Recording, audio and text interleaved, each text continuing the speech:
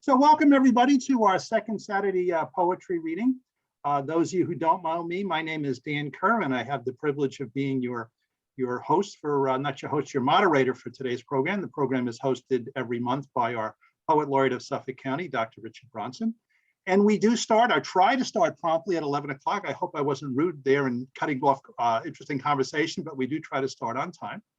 So we do have a featured reader today. If you would like to read, and we encourage everyone who is on the virtual meeting, if you want to read one of your poems, just put your name in the chat box and I promise to call upon you. And if you can't figure out the chat box after everyone who's wanted to read gets a chance to read, I'll go around and just make sure that you have an opportunity to read even if you can't figure out chat. Please keep your microphone muted. So I've muted everyone now. As much as we wanted to be inclusive, we don't really want to include the sound of barking dogs and telephones ringing, people knocking on the door and so forth. So unless you're reading, please keep your microphone muted. Feedback is a gift. So we've been doing these things for a while. I always meet afterwards with Kathy and Richard, and we review the feedback. So if you have feedback that you want us to consider, things you like today, things you think we could be doing better, way we can enhance the program, just send me an email at danielbkerr@verizon.net. Our planned agenda for today, it shows up there officially as 11 to 12. Depending upon the number of people who want to read, we may need to flex, so we may go a little bit beyond 12. And all the times we've been doing this, we've never gone past 12:20. So my guess is if we're going to flex, we may flex another 15 or 20 minutes, depending upon how many people want to read.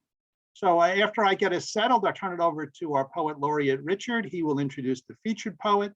Then we'll go through the open read, and there are ground rules for the open read, which I'll get to when we get to the open read. I'll go off the chat box. We'll bring Bruce back for an encore, and then Dr. Bronson will have some closing remarks and announce the featured reader for September. This program is one of many programs that All Souls Church in Stony Brook is proud to offer to the community. We recognize you're here for poetry, not for evangelization, but do want to let you know that the people at All Souls are very grateful for the opportunity to work with the Poet Laureate and work with all of you. And it's one of many things we do. You know, the church is small, it has about 80 members, but we have a relationship with over 750 people in the community. Our doors are open for prayer and reflection every day. So the National Register Stanford White Design Chapel is open every day for prayer and reflection. Just summarizing some of the things you do, you see the woman there in the left-hand corner. That is a volunteer over at St. Gerard of Mejia. That's a food pantry. So the food that we collect every day at All Souls, anytime you come into the church, you can drop off non-perishable food. We take it to the Catholic Church in Terryville. They feed over 200 families.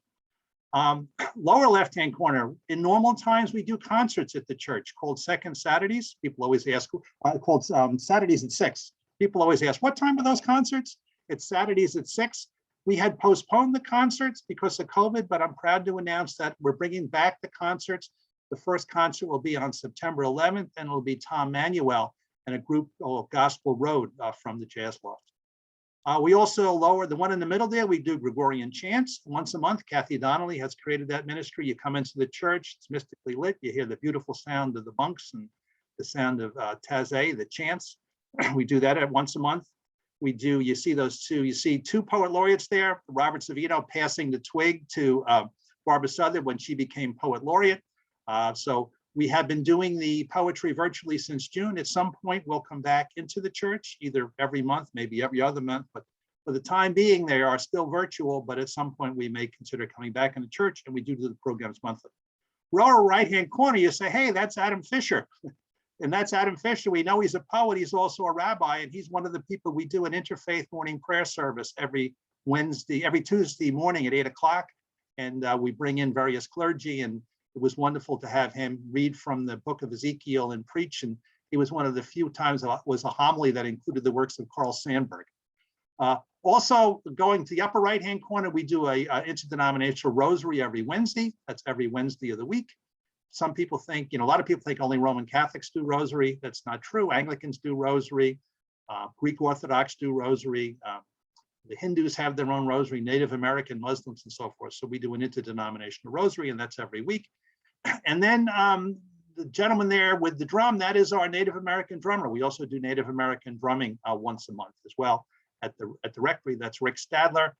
He has an Indian bloodline on both sides of his family from Colombia, and he's not only a drummer, he's also a chiropractor. Interesting combination. And then I'll close with a little picture in the middle. You'll see some people you recognize there. One of the things we do each year is we try to raise funds to make the historic church handicapped accessible. Those of you who used to come to the church know it's a tough hill, and a lot of people like Gladys Henderson and quite a few others can't make it up that hill. Our mission statement says we meet people where we are, but if you can't meet people where they are, whether they can't get up the hill. So we're actually there. You see the little picture. Here's a bigger picture of that group. So you are all hereby invited to join us for the All Souls 5K race, 2K walk. The date this year is going to be September 26th.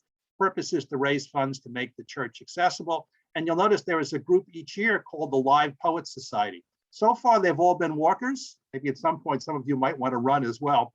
And Barbara Southern leads that group every year with Kathy.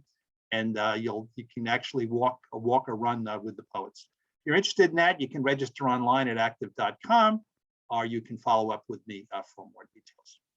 So again, on behalf of the congregation at All Souls, welcome. And let me turn it over to Dr. Bronson. Richard, the role yours.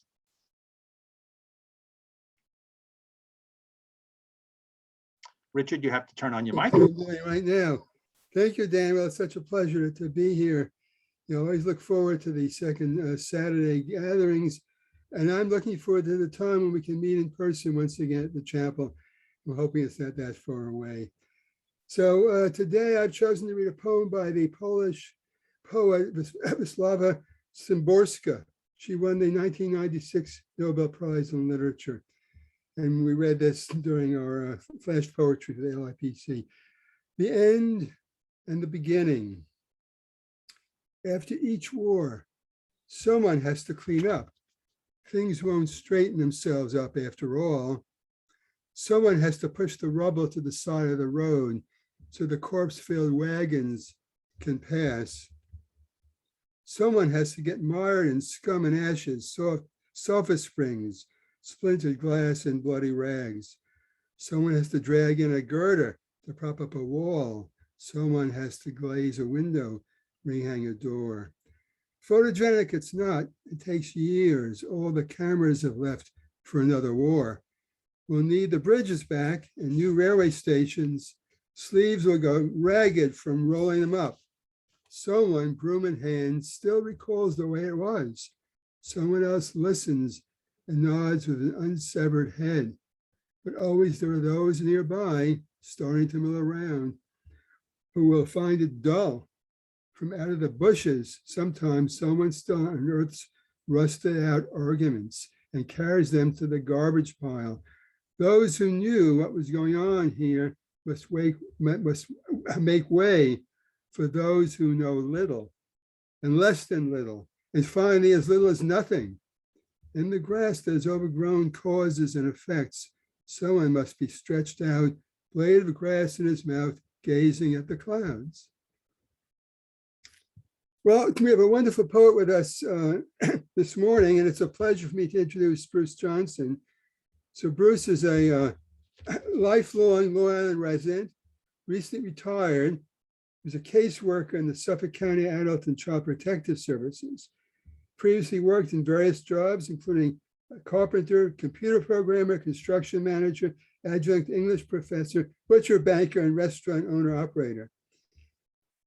Bruce began writing poetry in 1991 and recently published a collection of poetry, Borders and Dreams, written over the last 30 years.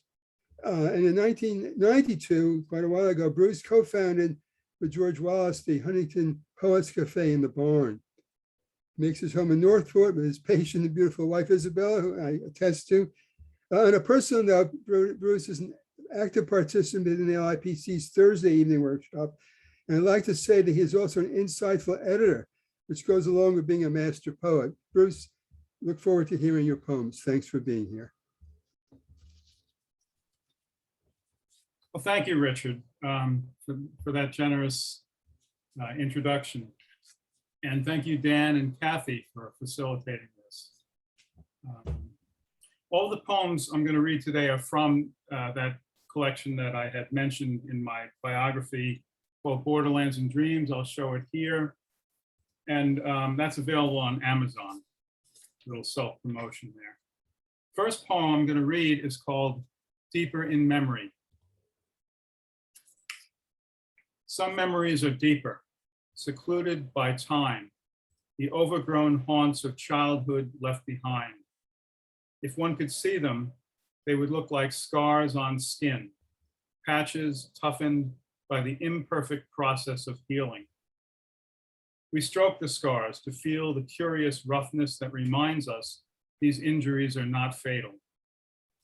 Poke at them, scratch them, the pain is gone, but sometimes with just the right twist of a prodding finger, one thin nerve remembers. And next poem is called Blackout. And this poem is really about abiding regret. My hangover eyes tried to focus on fuzzy headline. Old man found dead in the road after hit and run. Police looking for the driver. Next morning, I searched the paper to see if they found him because I didn't know if they were looking for me. Should I say whether they found someone else? Would that affect your opinion of me? They found her, drunk and sleeping it off, the guilty one. But what did she do except drive in my weaving tracks perhaps 5 minutes later? And so I can sleep because I didn't make that sorrow. But decades later, sometimes, I still need to pull out the yellowing newsprint acquittal from its shoebox vault to prove once again to myself my innocence.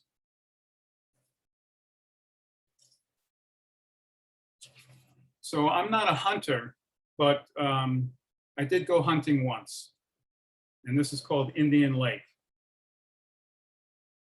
We are hunters of sorts, toting guns and tramping from our lakeside tents into woods we do not know. Wet snow, rotting leaves and dirt churn underfoot, marking a muddy trail back to camp. 3 hours deep in a clearing, we discover an ice-crusted stream racing over rocks and roots and around a small island of glazed earth, where a young evergreen grows. Sitting on the trunk of a fallen pine, we lean our rifles against a nearby stump and light cigarettes. Smoke in the mountain air is a warning to the deer. None will come near us now. The swift water grabs a raft of ice and carries it downstream. We watch in silence, trading carnal experience for momentary peace.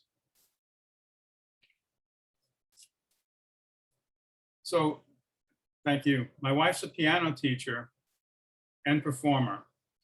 And this poem remembers a time when we barely knew each other. It's called Etude. I watched, and for Isabella, my wife. I watched your hands, your swift fingers fall into their memory as you lean toward the keyboard, leaning as if the hollow above the soundboard drew you in. This is where the music came from, a resonant space you filled with meter and tone and method from your quiet place. I studied you, desiring to master this skill, to hear the notes as you heard them, as you understood them, to know you that well. Notes that fell like rain on a lake, delicate and lyrical, as I was floating, listening. And after you gave me the kindest kiss, I wandered into an evening storm, letting its rhythms inform me. And I heard again that opus in the stillness between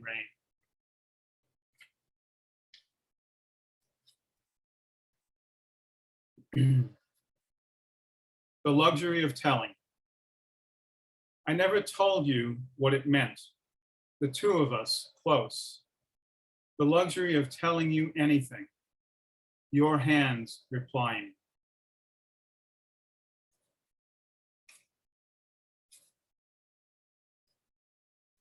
Okay, so another poem that came really from my wife.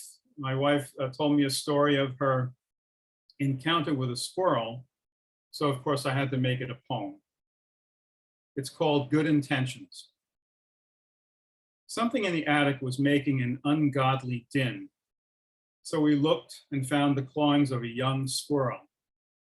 They're cute when they scamper across your lawn or up the trunk of an oak, but they're hell in your house. You have to get them out. He'd be better off back in nature, we thought. So we trapped him gently, drove off to the grounds of the old state hospital, and set him free in a field under the 12-story shadow of an abandoned dormitory. Then we noticed the feral cats. They were many, hungry, and swift.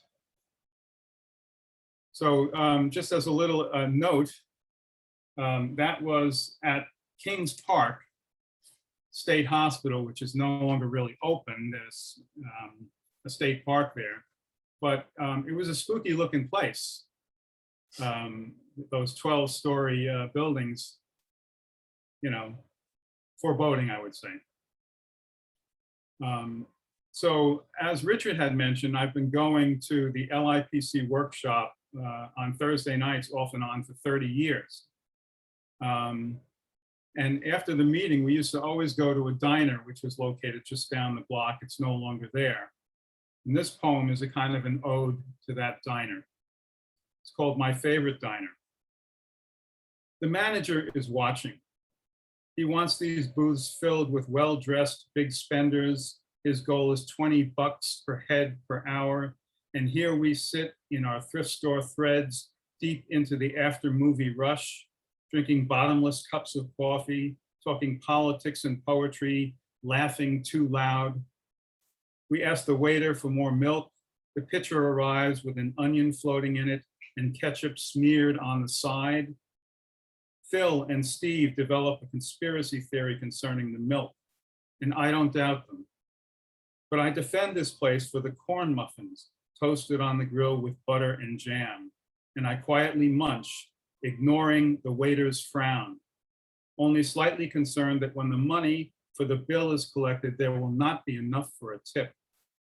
And I sip my coffee blind to the side glances of other patrons, and I think, well, that muffin hit the spot. That was the Huntington Diner right on Main Street. Okay, some people may drift off while listening to poetry, and this poem explores one possible reason for that. The reading. Oh, you want to know what I think of your poetry? Sorry, I wasn't listening.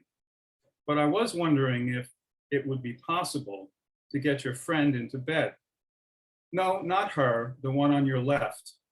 Yes, I'm sure the right one has a wonderful personality, but I want the pretty one. It's true, I'm no looker myself, but I'm a man. I'm counting on a long history of exploitation and submission. I'm counting on habit. Oh, I see what you're saying. In order for that to work for me, I'd have to have some serious bucks. Maybe I should take more interest in your poetry. Better yet, I think I'll go home and write some of my own. I'm going to shoot for just the right blend of sensitivity and sensuality. It's a very serious poem. Okay. Her nature. She said, try to appreciate nature more. It will help you to relax. She built a fiberglass pond in her backyard with a motorized waterfall and low voltage lamps highlighting every plant and tree.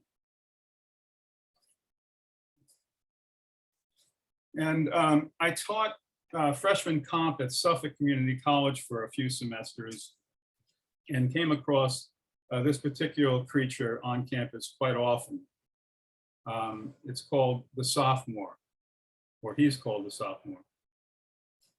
19 maybe, 6 feet tall, walking the corridor of the lecture hall, headphones loud enough for all to hear, jaw bouncing at the bottom of an expressionless face. With his right hand, he scratches his crotch. In his left, he holds the history of Western civilization. Okay. Maybe you have to read that one in italics. You know, the history of Western civilization is a title of the book. Okay. So this is back to a little bit more serious stuff. This poem is called The American Dream, and I would say that it is probably the heart of the collection of poetry that I recently published. The American Dream. Sometimes when I am only a character in childhood memory, excuse me, I rest the mind's eye on the old house or the elm trees on the walk to school or the family around the table and let myself think that what is possible is as limitless as a 9-year-old's dreams and allow myself to believe that history is a story of progress despite the evidence.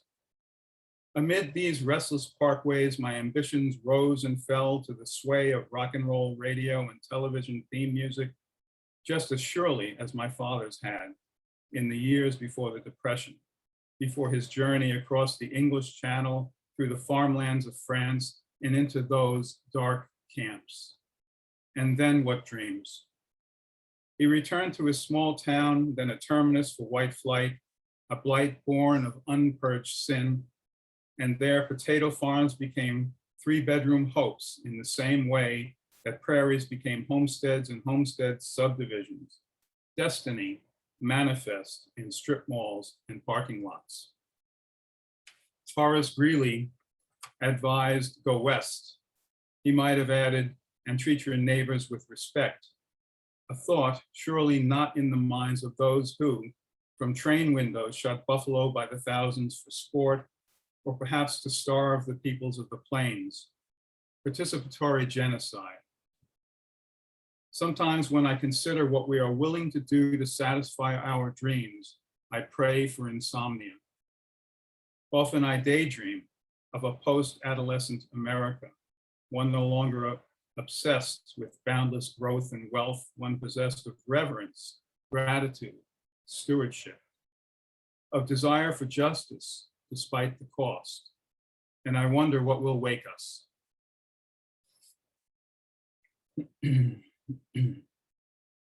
Thanks. This one's called The Last Dodo, just to continue. Well, this is really about extinction, I guess. The Last Dodo. The last dodo died 3 centuries ago. Imagine her state of mind. Did she know what her death would mean? Finding none of her own, after searching from empty nest to empty nest, maybe she settled in with the swans. Perhaps there were 2 last dodos, the one with the swans, the other wandering. Could be they saw each other one day from distant hilltops, each turning away in disbelief, each later dreaming of that near meeting. I believe the last dodo dreams were filled with longing. And what was her last thought? Remember that she was thinking for an entire species. Was it, I am the last dodo, let my last breath be music? And did she then exhale a few soft notes? A song only the swans know, a song they never sing.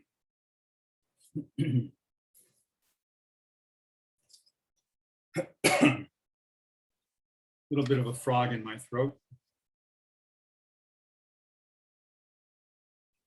So I spent many years working in shelters and for the Department of Social Services. And these next 3 poems are related to that experience. Night shift.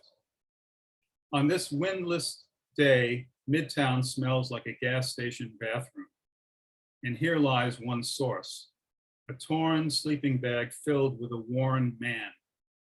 Perhaps he is peeing even as he sleeps under the winter sun. When night falls, awake and roaming, he scavenges garbage cans for deposit bottles, clothes, food. He's working his night shift, searching with the tunnel vision of intoxication, finding the discards of the day and a sketchy memory. Here he's found half a sandwich. There he's found a name, a little girl, His daughter, he thinks. This one's called Falling from America. Victor and daughter Sasha had only each other. Excuse me. From the time her mother left them to their desperate flight from Russia. He was out of work, depressed, a drinker, and with his 10-year-old at his side, he came to New York City believing in the promise. But too many empty vodka bottles got them kicked out of the boarding house. They landed in a crowded downtown shelter, sharing a room with one another and a bathroom with 40 strangers. After weeks of close summer heat, the clenched fist cries of all those broken lives pummeled him to the edge and out the window of that 10 by 10 fourth floor America. Perhaps he decided to take her with him, or maybe she tried to stop him, but in that final moment, they fell together.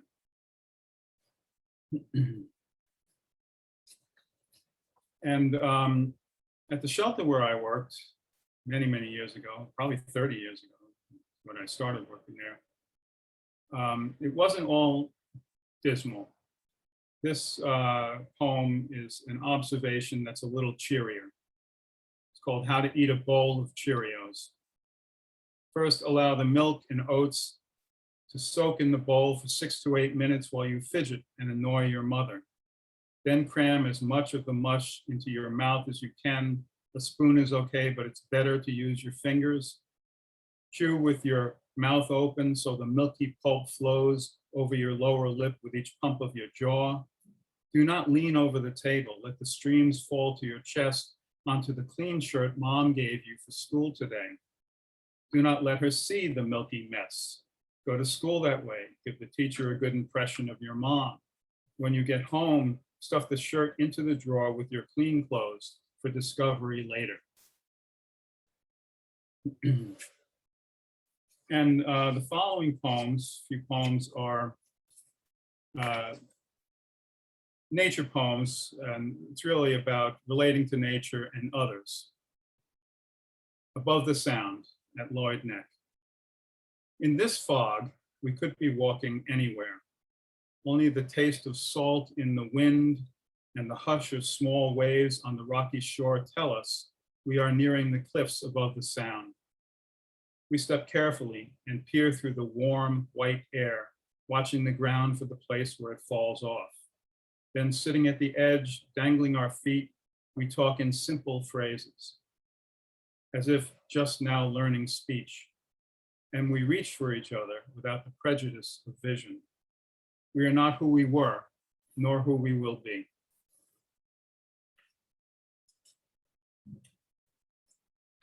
Delaware Water Gap. I had to get one motorcycle poem in. I don't ride anymore, but used to be fun. When motorbiking west on Interstate 80 through the mountains of New Jersey, it first appears as a narrow notch in the Kittatinny Range. But drawing nearer, it becomes wider, grander, a sedimentary rock canyon wet with the river that made it. In the night, in the ancient glow of starlight, you ride, leaning right, then left, as the road bends, speeding up and leaning deeper into each turn, then crossing the Delaware. Wind rushes through your fingers and presses against your chest.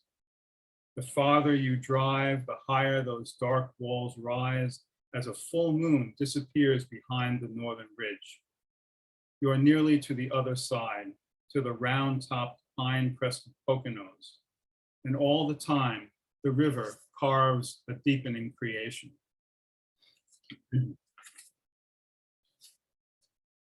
And this poem's a little bit about going too far. Recently, I reread the Hemingway, Old Man in the Sea, and the poignant line near the end is, I went out too far. And this is maybe a similar idea, not quite as grand or good. Perfect moment. The weather is a sudden enemy. Freezing rain glazes frozen ground, and the trail home is becoming impassable. But to remain on the mountain, shelterless in the wind, is unthinkable. No time now to wonder at the fierce beauty of storm clouds through treetops, the footing of ice roots and rocks beside the steep fall of the river gorge consumes all attention. Each downhill step is a critical decision, a calculation. All powers of sense and all energies focus on the tenuous friction between rubber cleat and wet ice. There are nagging doubts about judgment. Unspoken pleas rise in the dusky air. 2 hours to the trailhead and 1 hour of daylight, no other hikers in sight, only the sounds of the river below and a heartbeat. And this last poem is called Walking with My Father. We all have relationships with our parents that were complicated. And so that's this, Walking with My Father. Day after Christmas, we walk off the turkey and pie on a broad, familiar trail. After climbing a long hill, we search for a new path that may take us to a meadow we have seen only from a distance. But it leads somewhere unexpected, and we pause to quietly survey a million hemlocks still in winter air. Then we descend through the evergreens to bare trees, their leaves long fallen. Beyond the geometry of converging branches lies the hint of a frozen lake, a silver blue glare of late afternoon sun on ice. We walk across, trusting the Pennsylvania mountain winter, yet listening for a faint crack, almost hearing, almost feeling the flow of water beneath. We cannot see where it goes or where it has been. Home again, and little new has been spoken. There is love and caution in our conversation. Yet we need these walks over land that changes through the seasons into its same self. We need to place our footsteps in nearly the same place each time. We know there will be something we cannot see, something missed. We will always miss it. Thank you. Thank you, Bruce. You know, when your bio came in, it was just amazing, all the different things that you had done. You were a butcher, a banker, social worker. Yeah, I was trying to figure out what I wanted to do when I grew up. And as I listened to all your poems, just beautiful. You know, you had the range the same way you've done all those things. You wrote about so many different things. You know, the deep memories that you brought back. You know, anyone who's ever had a night out drinking can identify with your Blackout story. The man hunting and the cigarettes and the deer in the distance, and the beautiful poem about your wife playing the piano, and the squirrel at the King's Park. I mean, just wonderful range, just beautiful. The sophomore, as a guy who taught at Suffolk, I know that guy walking down the hall. I had him in accounting class. He wasn't a rare sight. Yeah, your reflections on America and the dream. The Last Dildo, just the dildo. Yes, the Last Dildo, Last Dodo, I meant to say. James, you're There's a Freudian slip if I ever heard one. I could blame that on James Horn for adding the dildo to my conversation here. The Falling from America, the Above the Sound, you know, we just saw the baseball classic, Field of Dreams, and you talk about walking with your father. I had that same very emotional connection. So just a beautiful, beautiful read, and we look forward to bringing you back for your encore. So, Thank okay, you. we're going to move into the open read, and Maggie, you came now. Get ready to read, Maggie. I'm actually going to call upon you first, but wait for you to be called upon. Want to go over the ground rules first for the open read. But Dan, before you do that, Yes, I would like to just take a moment for Bruce and take everybody off mute for just a few seconds and applaud this man for his work, because it's truly, Bruce, that was a wonderful reading. And you know, there's no feedback when you're reading. If we were in person, we would be applauding maybe after each poem, but certainly one time after your reading. So I would like to just give you a hand and let everyone join, All right. because Thanks really, so much. truly, you need to hear that. Feels good. And just thank you. All right. That's all I have to say for the moment. That's okay. You said much, and I applaud the lots of wonderful comments in chat as well on the readings. So, okay, thank you, Kathy, and again, thank you, Bruce. Okay, so we're going to move into the open read now, and I'm going to mute everybody, mute all. So you got to be prepared when I call upon you to turn on your mics. So I'm going to go Maggie first, and then after Maggie, I'm going to call you in groups of 3. Please, out of respect for your other poets who want to read, please only one poem and no poem of 5-minute maximum, please. We want to get everyone in. Please keep your microphone muted. Please wait to be called upon to read, and we'll call upon Richard to close the program. And we will flex a little bit. You know, we'll go beyond 12, but we will not go as late as 12:30. Okay. So at this point, let me stop sharing here.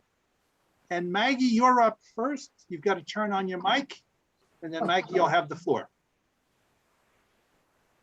Oh, I'm there.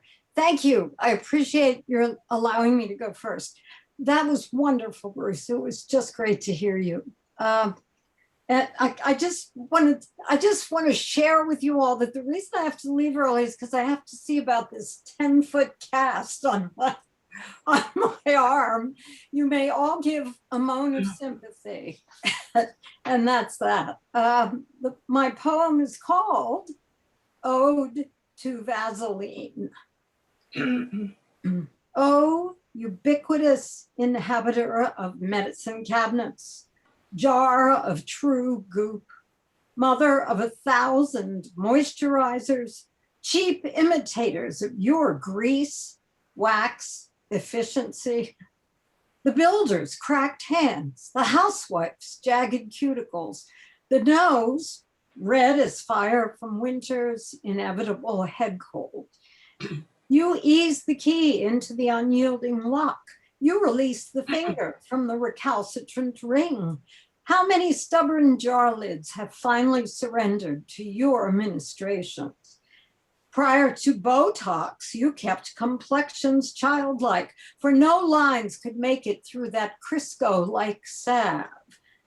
Oh, prompter of nostalgia, who does not have a memory of mother's slimy hands as she tended our burns and stings? Essential medical miracle worker. The infant's cry ceases as you calm the diaper rash. The grown-up's moan ceases as you heal days of agony from some volcanic gastrointestinal event. Lips are made kissable again. Blistered feet glide into shoes. It's true, you annoy with your occasional electric slide into the eye, leaving an irritating residue no makeup remover can erase, sometimes for days. But we forgive you, for you lubricate our lifetimes with your dependable and icky, slippery and sticky. You course and ski through our everyday like blood, like cereal. Thank you. Thank you, Maggie. I'm reminded of Vaseline as being the Swiss Army knife of the medicine cabinet. Very well done. Okay. Okay, so now we'll go in orders, groups of 3. We'll have Kathy Donnelly, and then Herb, and then James Horn. Kathy?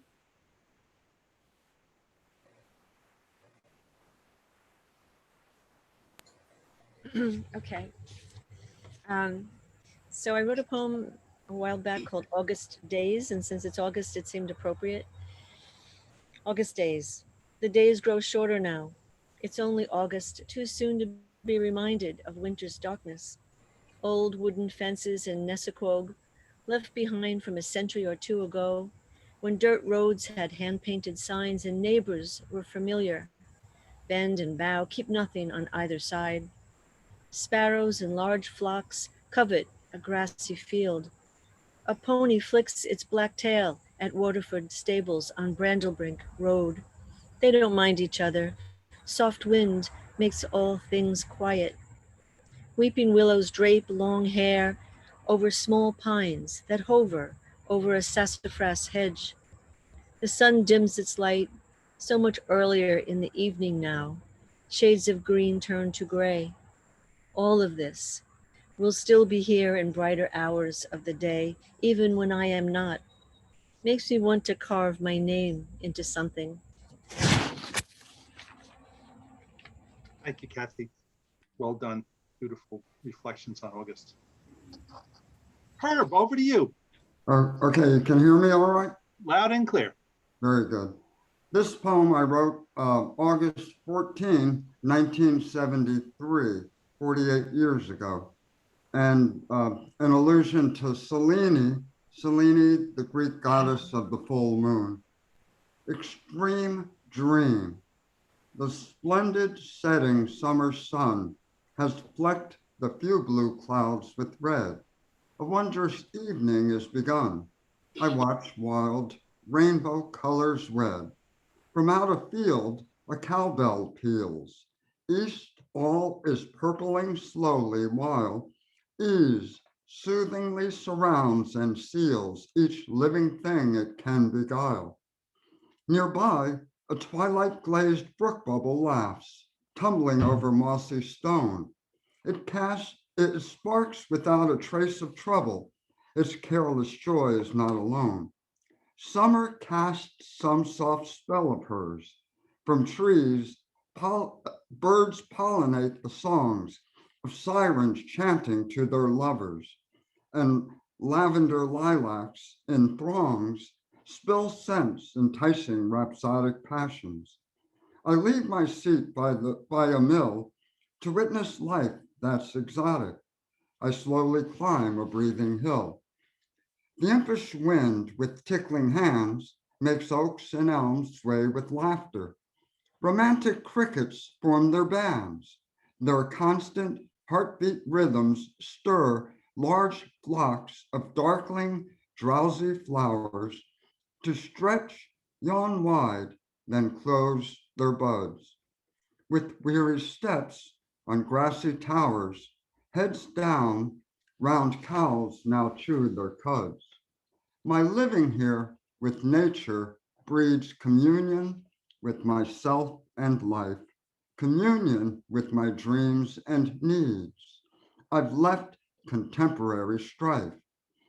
The full night sky, amazingly, begins to paint the heavens in its artistic strokes. Playfully, it splashes whirls while senses spin. Like eyes, the stars begin to wake. Their pearl light flickers like small candles. Selene flies up from out a lake. She strides the sky with glowing sandals. Selene, great haunting goddess, I watch. With graceful glory you stride. In regal saffron silk you dress. Serene without a sound, far, wide, you gaze on secrets of the earth, perhaps explaining your pale state. Tonight, though, I see glowing mirth, as large as your smile on this late, still living paradise. Its spell secures your pale, pure, and tender heart in its harbor. Ma bonne belle, you're still this land's ornamenter. Thank you. Thank you, Herb. The colors is still shining brightly after 48 years in that tribute to Selena. Thank you. Okay, and now we're up to James Horn from North Carolina. James, they're all yours. Okay, let me give it a try. Let's see. I was watching the MSNBC and I saw an RN, and she mentioned that both of her parents had died of COVID. So I wrote this poem, and also at the same time, we had 3 people in our church here the last couple of weeks that have died. So this has been a really bummer. Okay, she had seemed so sad. Both of her parents are dead, while she was a nurse. She did come prepared. Each night to God always prayed. Treat them with much care. God knew what to do. In heaven, save them a place, enough room for me. Quiet world became, never again to be the same, now that they are gone. Beautiful tribute, James, very moving. Okay, now we have another group of three. Mike, again from North Carolina. North Carolina is well represented, as is Northport today. We have Mike, and then we have Karen, and then we have JR. So Mike Bailey, over to you. I've got a poem here I wrote maybe 10 years ago when my sister passed away. But with all the COVID and all that, I've been losing friends more than I want to. It's called I Thought I Had Time for a Visit. I thought I had time for a visit. I thought I had time for a call. I thought I had time for old stories. I didn't have time after all. I thought maybe she wouldn't notice. I thought maybe she wouldn't care. I thought maybe she had enough time. I thought she would always be there. I thought one more day wouldn't matter. I thought one more day was okay. I thought one more day and I'd seen her, but one more day just got away. I thought, but then I didn't visit. I thought, but then I didn't call. I thought, but then I just kept thinking. But time soon runs out for us all. So gather with your friends and family. Don't wait thinking that you have time. For time for us all is decreasing, and wasting it seems such a crime. Thank you. Beautiful poem and a reminder to all of us to see the sister, to see the brother. Yes. Anyone close to us. Okay, Karen, over to you. Okay, it's been a wonderful reading. Thank you so much. This poem is called Wild Berries in Sullivan County. In the late days of August before dawn, my aunt would wake me, hurry me along, get a pail for herself, a smaller one for me, and we would climb in the old Studebaker with the sun just rising, drive a few miles from her home to a neighbor's woods to pick wild blackberries. Me in loose jeans, my aunt's dress billowing, my hair slick and drawn tight into two crisp braids down to my waist. My aunt, blonde hair tucked under her straw bonnet, takes me on a path of low-lying bushes drooping with blackberries, ripening in the haze of early morning. I never minded the sharp nettles, the low branches grabbing my feet, the black ink from the blackberries smeared on my face or blouse, a tapestry gone wild on everything I touched, my skin, my hands, all purple, a color I didn't expect, not from its rouge blackness. My aunt praised me for my diligence, my concentration, and I was proud she picked me, not her own children, all blonde and fair, whose skin would burn and peel from hours in the sun, but not mine, glowing with the sweat of labor, the smell of open fields, the sweetness of the fruit, the sun lopsided in the sky, stunned by its persistence. Thank you. Thank you, Karen.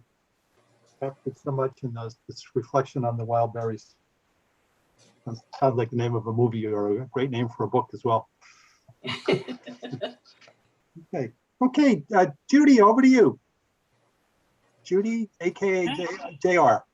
Thank you. Thank you, Bruce. Wonderful reading. I have a new poem, but I have a little sonnerie for Daniel also. Unstructured chat. Let your heart speak without filter. Thank you. Absolution.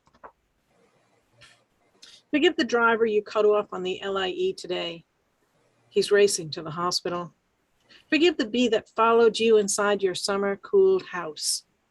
Forgive the cop who gave you a speeding ticket. He's doing his job. Forgive the sinners who sleep through Sunday Mass. Forgive the planet for revolting against your debris left strewn everywhere, and forgive the turtle for dying by wrapping himself in your discarded plastic bag. Forgive your father for working 2 jobs to feed and clothe you, and forgive your mother for every resentment you adopted as your fault. Forgive the weeds choking out your tomato plants. Forgive the neighbor who practices guitar at all hours, and forgive his dog for howling along. Forgive the cashier for a long line. It's her first day. Forgive the pandemic for teaching you lessons you didn't want to learn.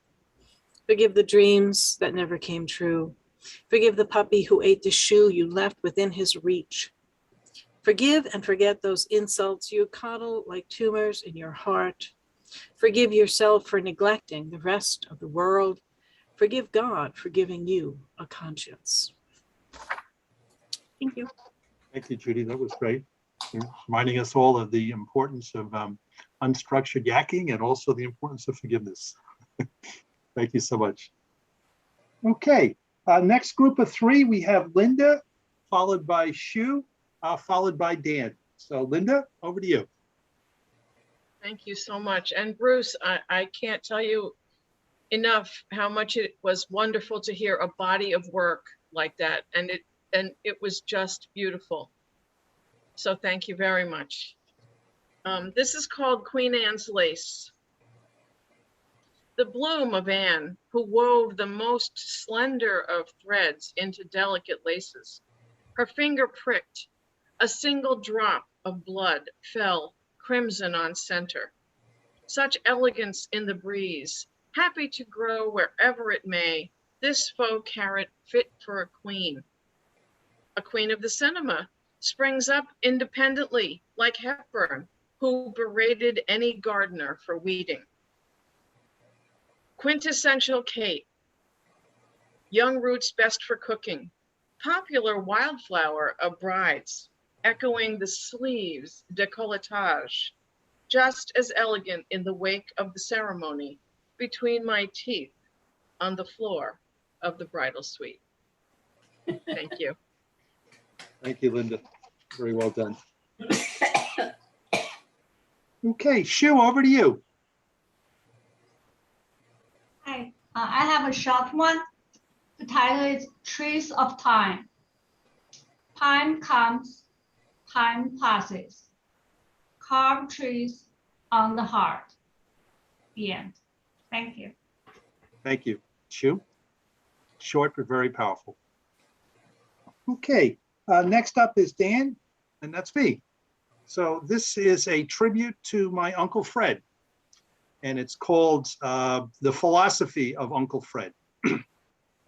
While I majored in business, I minored in philosophy. Socrates said the unexamined life is not worth living.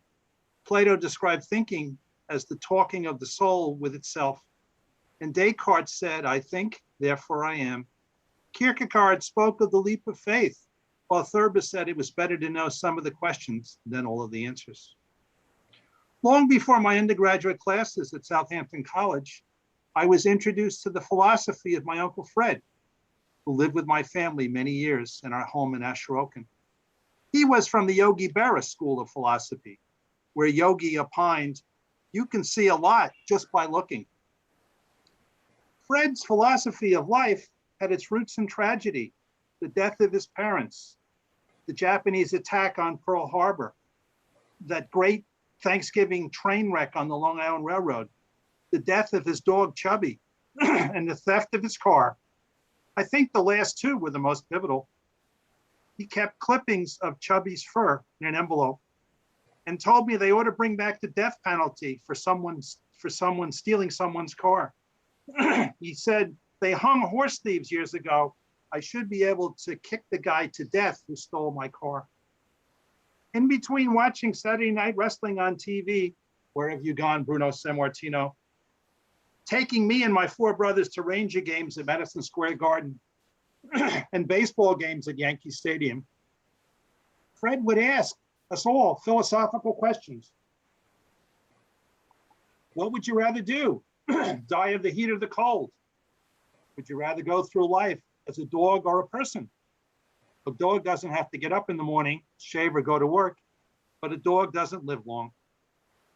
Fred seemed very wise when I was a kid, but began to appear strange as I grew older. Don't stand too near the subway platform. What would I say to your mother if I had to bring your body home in a plastic bag? The postcards he would send from the large crematorium in upstate New York. All the clippings he saved from the newspapers of fatal car crashes and horrible accidents suggested a very strange state of being. The chain around his brake pedal and gas pedal, and the padlock cane attaching the steering wheel to the brake pedal as he put his new car to bed on our wooded acre of land in Asheroken, suggested he never recovered from the theft of his car. At his funeral, my mother said, I never knew if I had 2 husbands or 9 children, 8 of her own and Uncle Fred. As I place clippings of his dog Chubby's fur and a New York Rangers puck and a Yankees baseball hat in his coffin, I recognized I was burying a beloved uncle, my oldest brother, and my first philosophy professor. Thank you. Okay, so I think, thank you. I think we have gone through the open read. So let me change my view here. I think anyone who put their name in chat, and I know Richard, you want to participate in the open read as well, but before I go to Richard, okay, Emily, go ahead. I see you waving. I thought I put my name in chat. I didn't. Go ahead. Emily, all yours. Okay, thank you. And thank you everyone for sharing your work. And Bruce, I loved your reading as always. I wrote this one after reading a couple of articles in the New York Times in the science section. It's called A Blue Whale's Heart. To learn the secrets of a blue whale's heart, count the stars on a coal black night. Read by the light of a meteor shower. Awaken to see the tail of the moon drift into dawn in a trail of dust. Scan the forest to glimpse a yellow cardinal. Follow the sound of fin whale tones boring into Earth's layered core. Hold your breath as the largest ever creature dives under bluing waves to sing and dance to the slow rhythm of its enormous heart. Thank you. Thank you, Emily. Wonderful tribute to the blue whale. Okay, anyone else who wanted to read? Vivian, I see you there. Yes. Okay, I have a short poem, but I want to thank everybody. My goodness, it was such a sensory experience. There were so many great images through all the readings. Thank you. My poem is called My Mambo, Ode to My Physical Therapist. Rob, my PT, says to pull in my pelvis. So I swish my butt in, though I'm feeling like Elvis. Then he says to push back to achieve equilibrium. All this rockin' and rollin' helps the sacrum and ilium. I hope no one's watching while I make my dog wait. As I sway front, then back, adjusting my gait. Other walkers are thinking, this lady's a nut, dancing a mambo while walking her mutt. Thank you. Well done, Vivian. Well done. Okay. All right. Anyone else before I turn it over to Dr. Bronson? Anyone else want to read? I don't see anyone waving their hand. So Richard, over to you. Okay, well, first of all, I want to thank Bruce. You know, it was wonderful to hear your poems after having read them in your book. It's very special. Again, thank you, everyone. The poems, the spectrum of topics, and the quality were just so good. It's just wonderful. So I'm going to read a poem that came to mind recently. You know, I was thinking ahead a little bit. So 9/11 is coming up in September, the 20th anniversary. And I started thinking a little afterwards that there was this anthrax scare not shortly afterwards. And that brought back this memory, this poem. In the poem, there's an allusion to a place called Fort Detrick in Maryland. It's really a biowarfare center for the US Army. And in some ways, it's very similar to the Institute of Virology in Wuhan, China. And there's been question about where the virus we're all living with now came from or not. The poem is called Anthrax. I lick a stamp, seal an envelope, look at my ungloved hands. Years since I opened my mail out of doors. Wore a blue mask, purple gloves like some rare Lepidoptera. Postmen were dying, anthrax in the mail, only a few weeks after the towers came down. I'd watch the plume drip north toward Midtown, Central Park, smoke clearing, yet its fetor remained. Swollen in a dirty sky, a red sun settled daily over the city. Lone bladers skated empty streets while we debated the safety of city water. Should we drink Poland Spring? The news was full of biologic warfare, early warning signs of pox and the plague. I too had stood in an anxious line to secure some of the dwindling supply of citrofloxacin, a cure for anthrax. No one really knew. Were the dark wizards of Fort Detrick at work? The FBI thought so, though their person of interest won his libel suit, and men under government contract in their secret labs still dreamt of infectious terrors they might inflict and ponder their cures. So it's a pretty dark poem, but it brought back those memories. And again, you know, it's still not clear where this pandemic came from. Was it really through bats, or were the bat viruses modified in any way in the Wuhan Virus Institute? Anyway, well, on that dark note, I'm going to return and welcome Bruce back Richard? to the podium to give an encore poem, hoping more uplifting than my dark poem. Well, thank you, Richard. And thanks again, Kathy and Dan, for facilitating this. And thank you all for listening. You know, we write and we write, I guess, largely because we have to, because we need to, but we also like to be heard, and it's nice to be heard. This encore poem is called Borderland. It's the last poem in my collection. And if the American dream is the heart of that collection, then I think of this poem as the soul. And so here it is, Borderland. No ghosts here in this small village where I have lately made my life. They are banished to rarely visited landscapes of the past, the fading faces of family, teachers and schoolmates, old girlfriends and best friends, all loved, all gone, wandered out of this life or off to unknown forwarding addresses, Christmas cards that no longer need to be sent. Sometimes I search for those souls in the half light of dawn, the dimly lit minutes before rising. Their memories have grown sweet, even the mean moments of sins given and received, forgiven or not. They matter now as the details of stories we tell our children and ourselves, while we can still tell the difference between ourselves and ghosts. But sometimes it is better to drive to the old neighborhood and cruise at idling speed with just the right music or no music at all, pausing here or there to drift over an easy boundary into the still and murky reservoir of loss, then drifting back sometimes to consider a more permanent border we all will cross soon enough. On this side, I put down words and try to assure myself the story matters, and try to unhinge the door that locks with forgetting. On this side, I love again, cry again, and conjure regrets that no longer sting, and resentments that have grown comically absurd. No ghost just now. I am at the industry of life, calling it strange when it seems so, stopping by woods and fields to wander when there's time, finding comfort in darkness and light, in small talk and silence, mostly keeping my word, mostly aware that I must someday forget, and that I will someday shade the memories of others.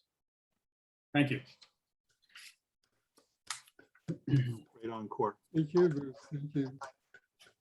Okay, Richard, back to you for some concluding comments. And I've also got the bio of the next speaker. Sure, So. yeah. Well, again, what can I say? You know, as I said, I always look forward to this second Saturday. It's a high point for me in terms of the poetry, the range of poets, where poets are coming from, you know, not only New York and North Carolina and perhaps other places intermittently. So it's always a pleasure to be here. And again, I really want to thank everyone just for their wonderful work. We have an interesting reader next month, actually an ex-Long Islander who actually was an ex-Shelter Islander who then moved away to New England, Dan Moran. And he was a former poet laureate of Suffolk County back in 2005 to 7. Very prolific poet, very strong poet. He also played an active role in the Walt Whitman birthplace. And his profession, besides, he is in dentistry, and he actually was a professor up in Boston at BU in the School of Dental Medicine. And then I didn't realize, I learned that just from the write-up that he's an ordained humanist minister. So he comes with a very interesting background, wearing many hats. And I missed him, and I'd love to see him come back. And I'm very happy that he'll be here next month to read his poetry for us. So I hope you'll come and welcome you to that event. As well. Kathy, did you want to add something? Just thank you everyone for coming. I know on Saturday mornings, we all probably have a million things we have to do, but you took the time to join us here. So thank you. Bruce, you're a force in the poetry scene, no doubt. Richard, thank you so much for being with us for the next 2 years. We've got you, I hope. And Dan, thank you for emceeing. And everyone, just have a wonderful day. The sun is shining. We all need to go right to the beach and plunge into the salt water. Before it gets too warm. Yeah. I'm going to stop recording here.